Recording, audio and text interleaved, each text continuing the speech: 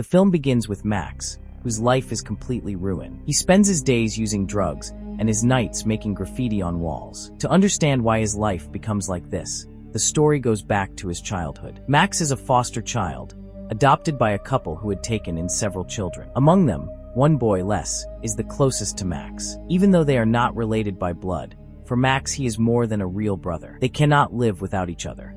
But one day, they are forced to separate because Les has to leave for college in another city. This makes Max very sad. Les consoles him, promising to visit often and assuring that after 4 years they will live together again, and he will never leave Max alone. These words give Max some comfort. However, only a few days after leaving, Les ends his life. He leaves behind a note saying that he can no longer go on. This moment changes Max's life forever. Since he is a talented painter, he begins expressing his anger through graffiti on walls, something he continues from childhood until now. One night, while making graffiti on the roof of a shop, Max is caught by the police. Instead of being sent to jail, he is placed in a foster home for elderly people, where he has to do cleaning work. Along with helping the resident, he must behave well.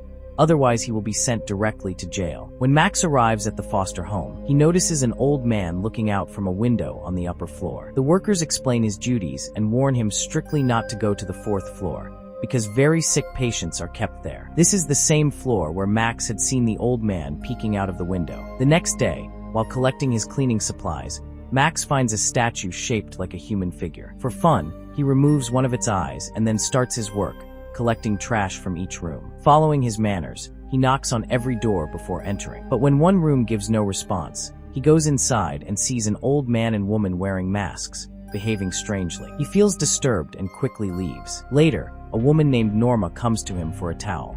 Since Max is new, Norma starts talking to him. Just then, in the pool, a woman's head suddenly begins bleeding heavily. It is revealed that she had undergone a skin treatment, and the stretching causes her skin to tear apart. That night, while sleeping in his room, Max hears faint whispers in his dream. He wakes up to the sound of someone shouting from inside the air vent. Frightened, he notices that his room door is open, even though he had closed it before sleeping. His first day does not go well. The next day, the people in the home welcome him warmly. Some are the elderly residents, while others include Lou, Norma, and 2 workers. Finally, Max meets the Dr. Sabian, who compliments his eyes. That night, the same masked lady comes into his room and lies beside him. Max wakes up just as she stabs a knife into his stomach. At that moment, another man grabs his neck. But then he suddenly wakes up.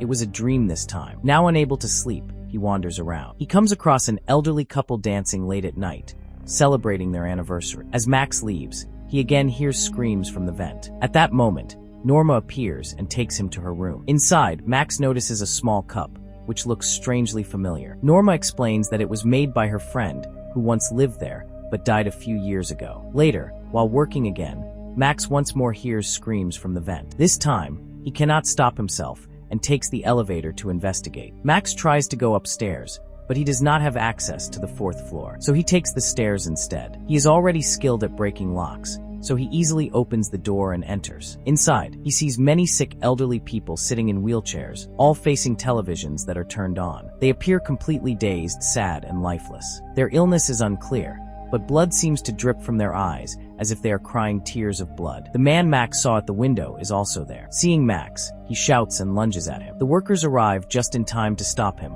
Otherwise, who knows what would happen. Max should have been reported for this. But Sabian calmly explains the situation and warns him that next time there will be no chance to explain. That night, Max meets Norma again and tells her everything about the 4th floor. Norma says that with the way those people are, he cannot do anything for them, and no one can. But Max is stubborn and tries to go upstairs again. This time, the man stands in a corner, and as Max approaches, he strangles Max with his intestines. Then all the others sitting there tear open their stomachs and pull out wins. Fortunately, this is only Max's dream. The next day, Max sees Norma arguing with Sabian and a worker. He goes to talk to her, and she tells him to leave as soon as possible. She says this place is not safe. Before she can say more, she has to leave for another reason, but she reveals something important that Max already suspected. He thinks about it deeply and later returns to speak with her. This time, he cannot talk to her because a nurse tells him that Norma has been admitted. Feeling unwell and needing to be monitored overnight, Max passes the night as best as he can. The next morning, while cleaning outside, Max sees the same old man trying to write something with his own blood,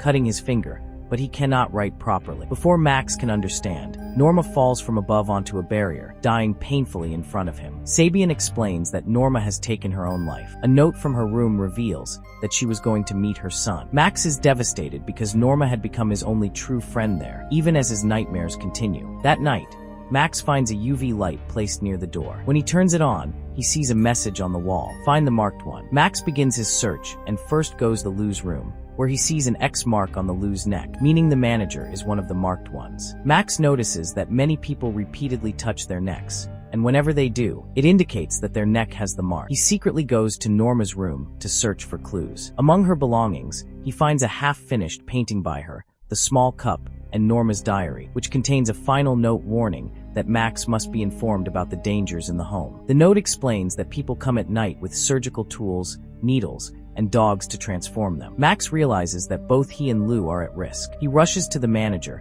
and finds him pulling out his own teeth, beginning to act like the sick residents. Max calls for help, and Sabian treats Lou, saving him just in time. Max decides to investigate Sabian first. He researches and learns that Sabian was expelled from a hospital for performing dangerous eye surgeries and therapies linked to brain aging. While reading, Max's screen fills with notifications, downloading software, and starting a live broadcast. A girl with a severely damaged face appears, trying to speak, but the connection cuts off. Soon, screams are heard from above again. To uncover the home's secrets, Max orders many small cameras and hides them in multiple locations, watching the footage directly from his room. Some cameras can recognize the marked people because their lives may be in danger. Max communicates with the girl from the live stream. She reveals that she placed the UV light in his room and can watch him. Her own life is also at risk, so she cannot reveal much. She only says, "Help me help them," before they transform others into monsters. Norma had discovered too much, so she was removed. Others like Max could also be removed. Through the cameras,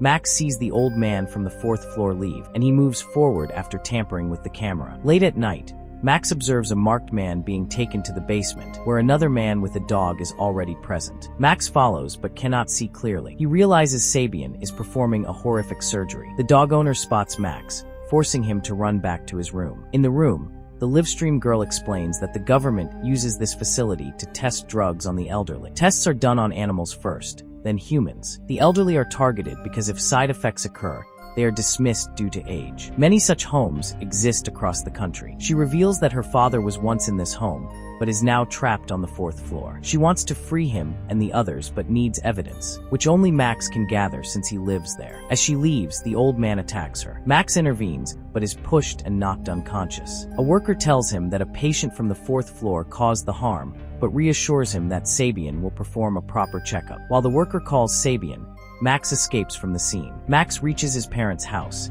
and sees that they have adopted 2 more young girls. His mother asks about his well-being, speaking the same line Norma once said, "A heart knows a heart," suggesting that Max's parents are connected to the events at the foster home. Then his parents go to meet the judge to prevent Max from receiving a harsh punishment. After they leave, Max searches the house but finds nothing. The 2 girls approach Max and reveal a secret. They take him to a hidden room behind a wardrobe, a ritual-like space where magic appears to have been performed. The room contains the same cup. Max has a half-finished cup and a Roman goddess statue. An old photo album shows pictures of people from the foster home, including Max's parents. The photos appear to be from a party where everyone wears black, but a young child in white appears in each picture, with roughly a 3-year gap between shots. The adults' appearances remain unchanged. They do not age, but the child differs in each photo. Max realizes that the foster home is linked to a cult that worships Roman goddesses to stay young. Every few years, they take the life of a young child to sustain their youth. Shockingly,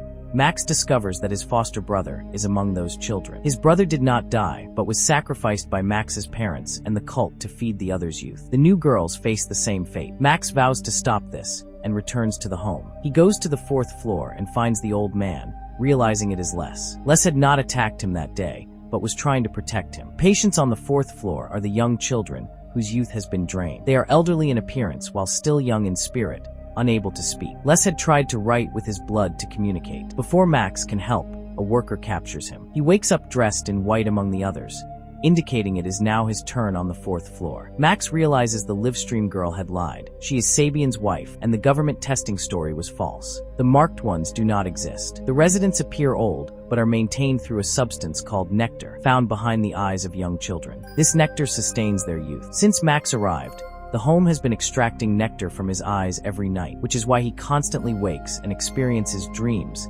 that are actually memories. When the process is complete or the child discovers the truth, all the nectar is extracted at once, leaving the child lifeless and old. Les intervenes, breaking a wire from his wheelchair to destroy the children's eyes and collect the nectar. He feeds the collected nectar to Max, reviving him with immense strength. A storm rages outside, matched by the storm within Max. When the worker comes, Max attacks and kills her, then uses tools to wreak havoc, killing everyone who stands in his way. His parents attempt to escape, but are caught in the chaos and die. After eliminating the villains, Max extracts the remaining nectar from the others' eyes and gives it to the 4th floor residents, restoring their youth. He and Les escape. The villains are dead, and the rescued people, though appearing old, are young again inside. The film ends with Max and Les finally free.